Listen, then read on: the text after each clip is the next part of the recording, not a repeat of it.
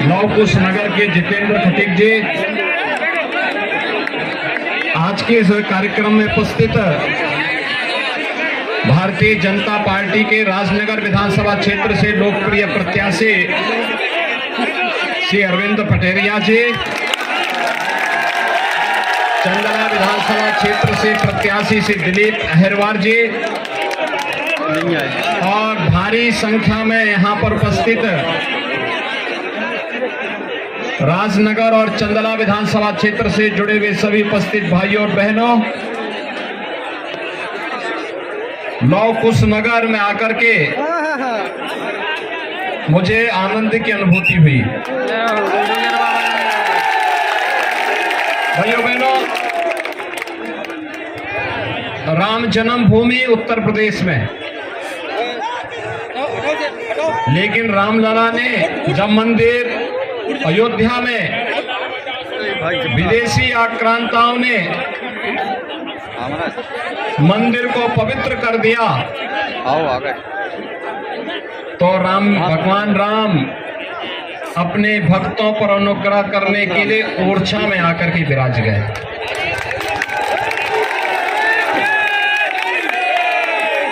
और मैं अभिनंदन करूंगा आप सबका कि प्रभु राम के दो पुत्र लव और कुश थे, उनके नाम पर आपने नगर पालिका परिषद का नामकरण ही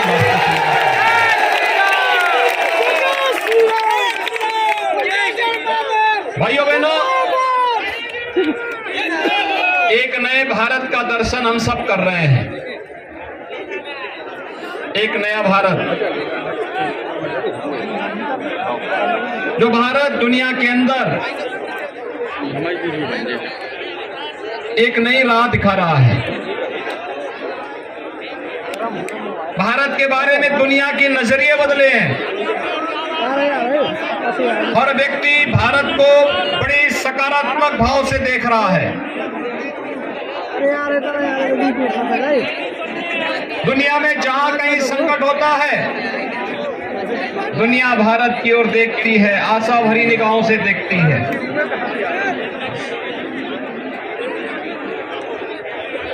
दुनिया को एक आशा है भारत के प्रति। याद करिए 2014 के पहले के भारत को दुनिया में सम्मान नहीं था, दुनिया महत्व नहीं देती थी। भारत का नागरिक कहीं जाता था दुनिया में, उनके प्रति लोगों का नजरिया कुछ और था। 2014 के बाद ये नजरिया बदला है, निगाहें बदली है। भारत आज दुनिया के अंदर 5वीं बड़ी अर्थव्यवस्था के रूप में स्थापित हुआ है। आने वाले समय में भारत को 3 बड़ी अर्थव्यवस्था में से स्थापित करना है, तो इसके लिए आवश्यक है मध्य प्रदेश में भी डबल इंजन की सरकार चाहिए। पहले दुश्मन देश भारत में घुसपैठ करते थे, प्रतिदिन समाचार की सुर्खियां होती थी। लद्दाख में घुसपैठ, कश्मीर में घुसपैठ, कारगिल में घुसपैठ, अरुणाचल में घुसपैठ, ये एक प्रवृत्ति सी बन गई थी। भाइयों बहनों, आज घुसपैठ नहीं है। किसी आतंकवादी ने कहीं कोई दुस्साहस किया तो आतंकवाद ही नहीं, आतंकवाद की जननी को भी उसके घर के जाकर के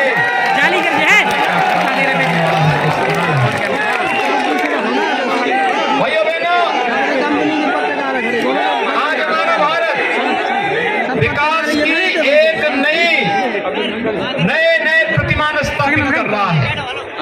ये किस रूप में आपने देखा होगा, कैसे एक एक रूप से इंफ्रास्ट्रक्चर के लिए हाईवे बन रहे हैं, एक्सप्रेसवे बन रहे हैं, एयरपोर्ट बन रहे हैं, बड़े बड़े स्टेडियम, इंटरनेशनल स्टेडियम बन रहे हैं, एम्स बन रहे हैं, IIT और IIM बन रहे हैं, 1 डिस्ट्रिक्ट 1 मेडिकल कॉलेज बन रहा है और आम जनमानस की आशा और आकांक्षाओं के अनुरूप विकास की बड़ी बड़ी परियोजनाओं को मूर्त रूप दे करके इन युवाओं के रोजगार के अवसर सृजित करने के प्रयास हो रहे हैं।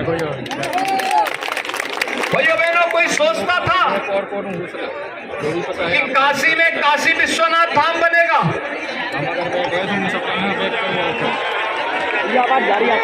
संकरी गली थी, 5 फुट की गली थी। आज भाइयों बहनों, काशी विश्वनाथ धाम में आप कहीं से भी जाएंगे, आपको 50 फुट का गलियारा मिलेगा पूरा चलने के लिए। पहले 50 श्रद्धालु इकट्ठा नहीं हो पाते थे, आज अगर एक साथ 50,000 श्रद्धालु वहां इकट्ठा होगा बाबा विश्वनाथ धाम में, एक साथ इकट्ठा होकर के भजन कर सकता है, गा सकता है, बाबा का दर्शन कर सकता है। ये नया परिवर्तन, नया भारत। केदारपुरी फिर से बस गई है। महाकाल का महालोक एक नई अनुभूति करा रहा है और 500 वर्षों के इंतजार के बाद रामलला भी तो अयोध्या में विराजमान होने वाले हैं। कांग्रेसी कहते थे कि केवल राम के नाम का उपयोग करते हैं, बोलते थे ना, जब हम बोलते थे कि रामलला हम आएंगे, मंदिर वहीं बनाएंगे, तो कांग्रेसी हम पे कटाक्ष करते थे ना।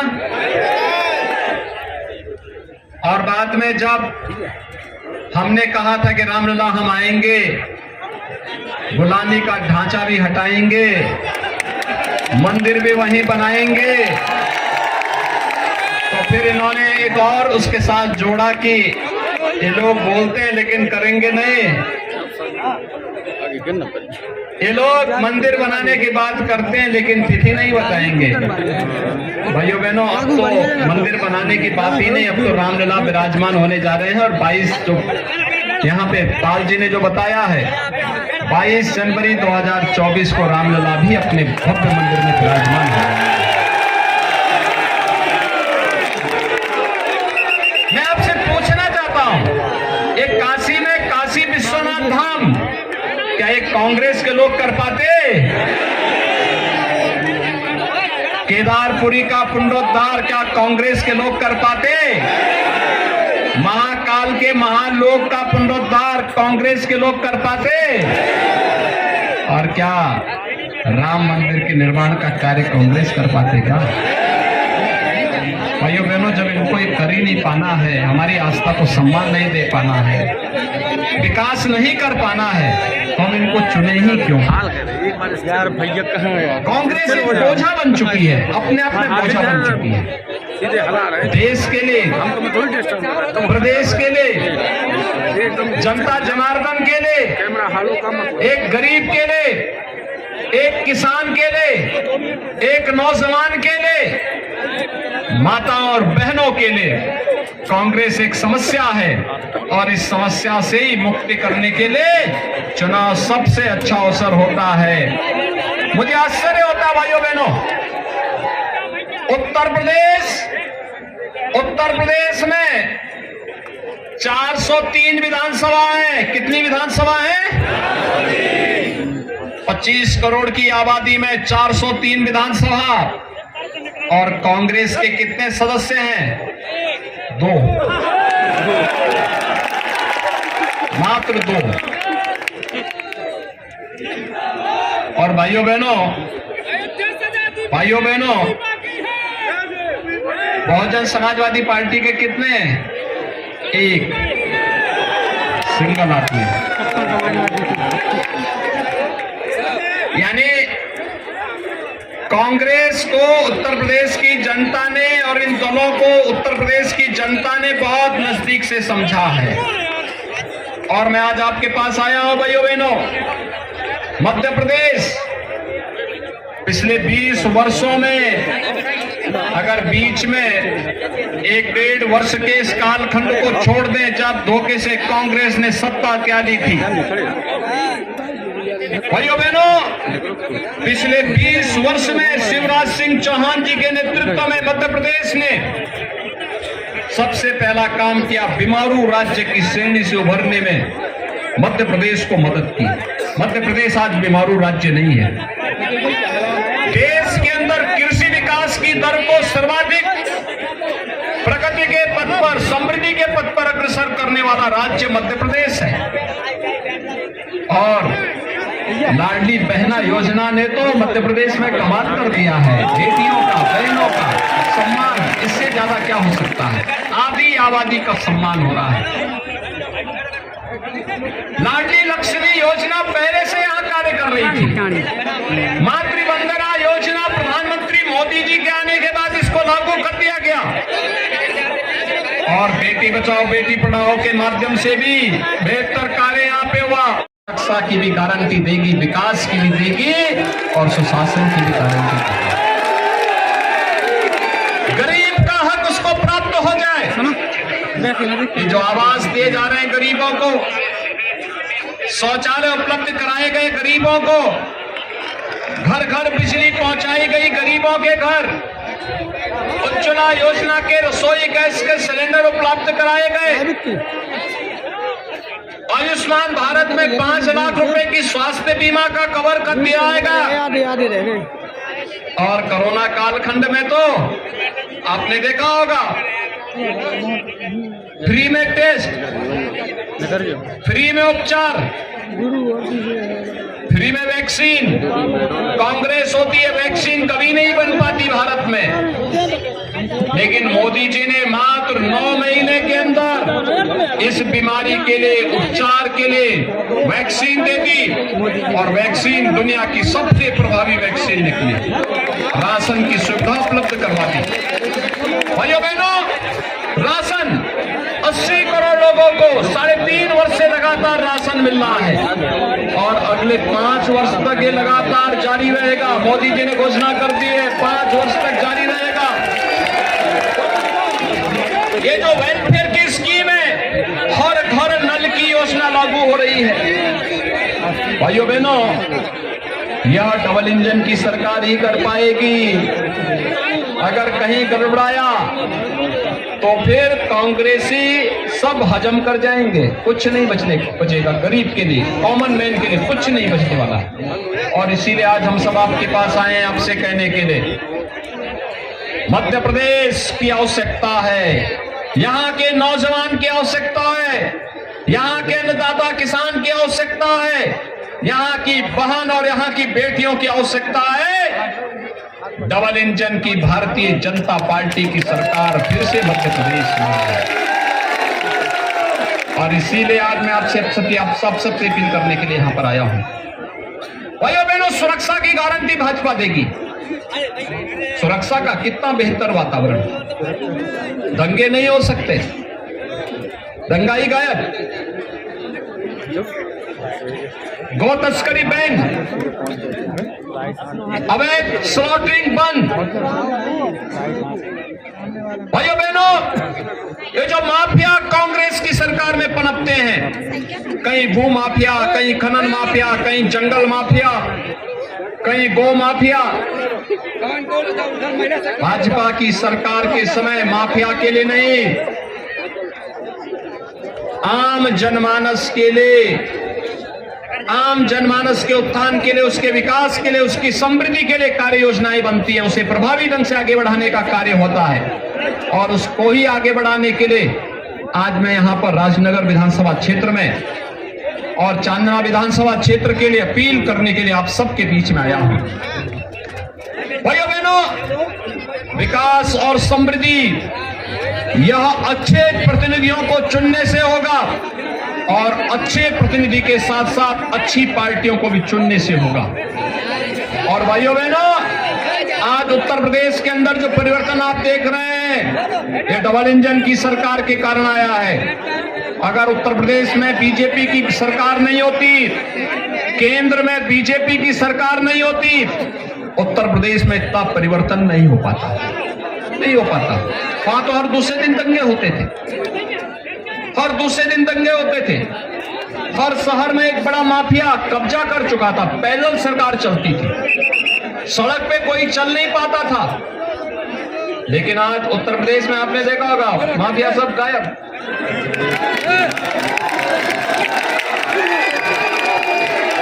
दूसरे लोग की यात्रा में चले गए। और भाइयों बहनों, मैं आप सबसे यही कहने के लिए आया हूं, आज विकास की एक नई कथा वहां रची जा रही है।